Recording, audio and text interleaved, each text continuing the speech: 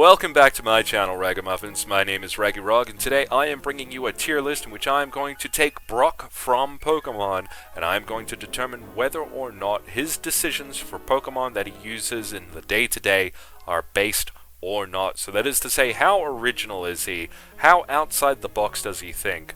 Well, we're going to find out today, or we're going to talk about it anyway. So as you can see, I've got the categories on the left here, and we've got if the decision is completely based, just the most original idea, if the idea is pretty original, if it's neither or, like you couldn't have one opinion about it one way or the other, if it is excusably basic, so it's a basic idea, but it's okay because of how viable it is.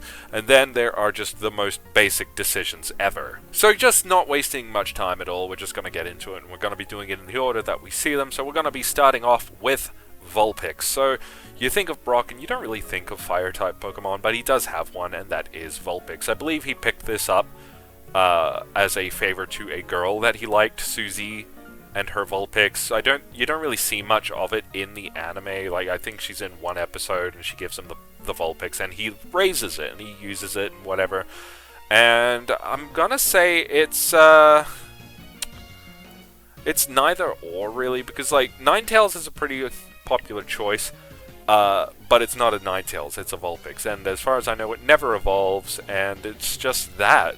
Thing is, he is only raising it because he's simping over a girl, and that's kind of like, I could judge him for that, but it's not like a choice that you see everyone using, so we'll give him a pass. It's neither or. Then we have Vileplume, and I'm going to be honest with you, this list is kind of surprising me because I didn't know that he had a Vileplume. I haven't watched the anime religiously in a long time, so there you go. But Vileplume, I'll say that's pretty original. Not everyone uses Vileplume. There are better options, but you use what you use for the reasons that you use them, I guess.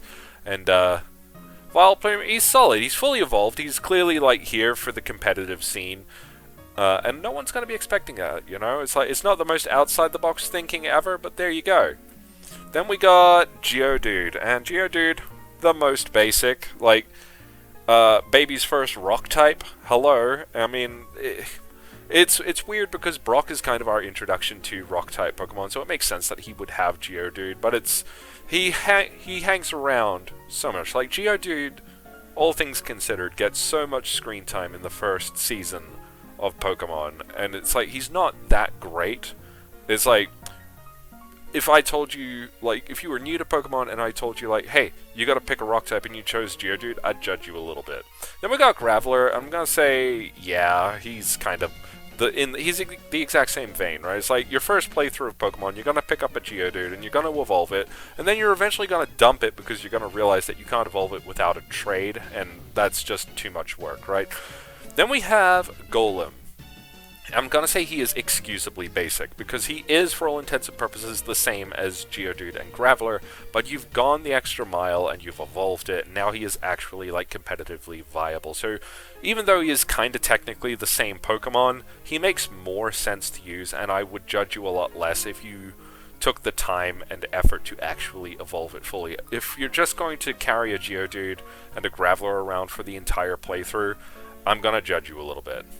Then we have Chansey, and it's weird because I knew that Brock had a Blissey, didn't know he had it as a Chansey. It's weird that Blissey isn't on this list, but they had like Geodude, Graveler, and Golem. I do not make the tier lists, I just find them and I rate accordingly. But as for Chansey, I'm gonna say neither or. Like, there's a lot of hubbub about Chansey in the meta. Like, Chansey is great competitively, but there are better options, including, but not limited to, Blissey herself. So, I'm gonna say that, like, not everyone uses it. It is competitively viable. No one could give you a hard time for using Chansey, so I'm just gonna give him a pass and say it's neither or. Kabutops. Didn't know we had a Kabutops. I'm flexing a lot of my ignorance here, but for Kabutops, I'm actually going to say it is completely based. Kabutops is not only a cool-looking Pokemon, but he's not even, like, viable, especially in the modern day of Pokemon. There are just better options around, he's very exploitable, but, like, if you are using this, like, this is arguably the coolest-looking fossil Pokemon, and this does fit his whole motif of being the rock-type Pokemon trainer. So that's pretty cool and clever. I respect Brock for using Kabutops, honestly. Then we got Crobat, and I'm going to say Crobat is excusably basic. Crobat is one of the most viable Pokemon to use competitively, if only because he is like perpetually in like the top 10 fastest Pokemon, if not higher than that. I haven't actually checked, but I know that Crobat is incredibly fast. He has good base stats. He's just very helpful, and his move pool makes him even better with moves like Taunt and Haze and all else. It's just, he is so good, it doesn't matter that everyone is using him. It's a similar story to Golem, but even better.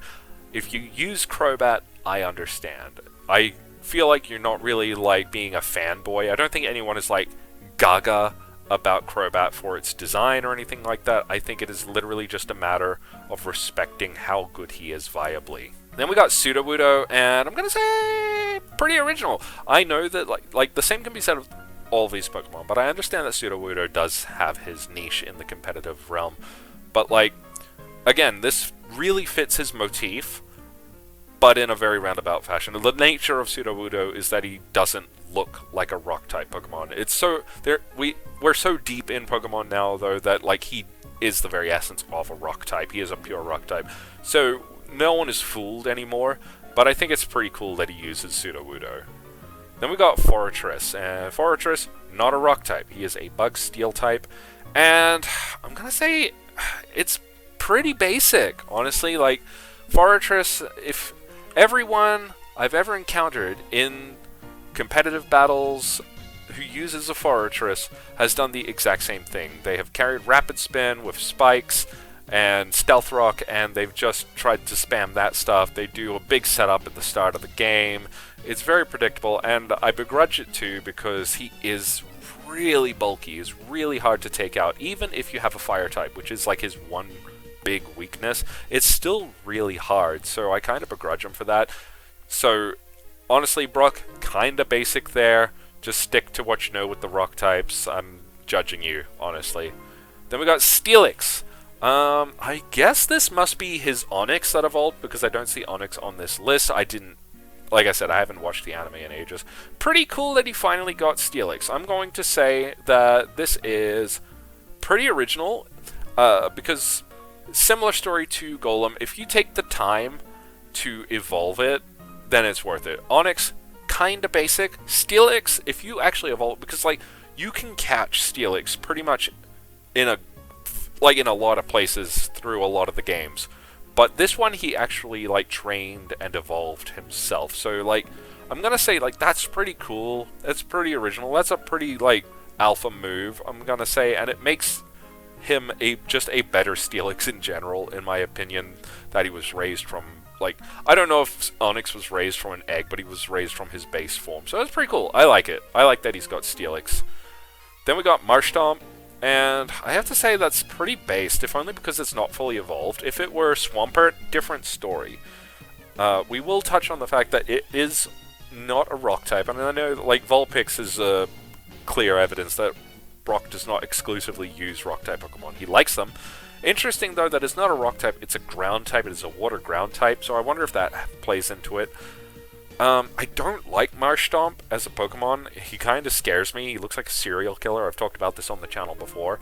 But the fact that it is not fully evolved tells me that, like, he uses Marshtomp out of a pure appreciation for it. He's not memeing like everyone else does, and he's clearly not like playing for the competitive element, otherwise he would just have Swampert. So I gotta respect that. It's pretty based. Then Ludicolo. Neither really. He's a solid choice.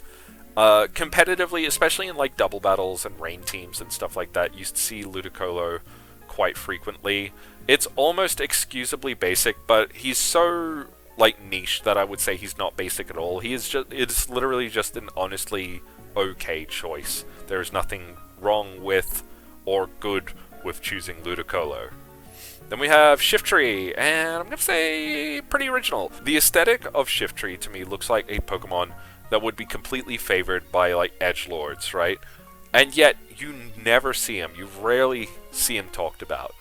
So I think that like taking the time to like fully evolve a Nuzleaf or Seedot or whatever to get a shift tree is pretty alpha. It's not the most based thing you can do because I myself have used a shift tree competitively, so I know that they have that niche there. You can expect to find them, so it's not like he's thinking super outside the box. But there you go. Then we got Croagunk, and I'm gonna say completely based. That is a totally based decision, and again, if only because it is not evolved. Because obviously Toxicroak is a better option, but to just rep Croagunk like that, a Pokemon that has nothing to do with your niche, he's not a rock type, he's not even a ground type, Croagunk is just a solid based choice for Brock. No one would see that coming. I respect it. And then lastly on this list, we have, don't ask me how to say his name, I think it's just Comfey, or Comfy? I'm just going to call him Comfy, but he's like the lay Pokemon from Sun and Moon. It's I'm going to say this guy, completely based decision, because like I do not see anyone use Comfy. So if only for that reason, this is a totally based choice on Brock's part. And there you have it. So pretty interesting to see here. It's a relatively even spread of like based decisions and totally like basic decisions. I have to say that Brock, for all intents, is probably quite the average trainer looking at this, and honestly, there's nothing wrong with that. Like at the end of the day, you like what you like, and if your choices are totally basic, if you like the same Pokemon as everybody else, then that is totally fine. They are popular for a reason. But this has been my analysis today of Brock and his Pokemon and his choices, and definitely down in the comments below, let me know what you think of his choices. If I got anything wrong here about like how he got the Pokemon, then feel free to enlighten me, definitely. I read all of your comments and I love doing that. In any case, if you enjoyed the content today, then make sure to give it a like and subscribe. Hit the bell and share it with your friends and do all that good stuff, my ragamuffins. Until next time, thank you so much for watching. I will see you next time. Have a good one.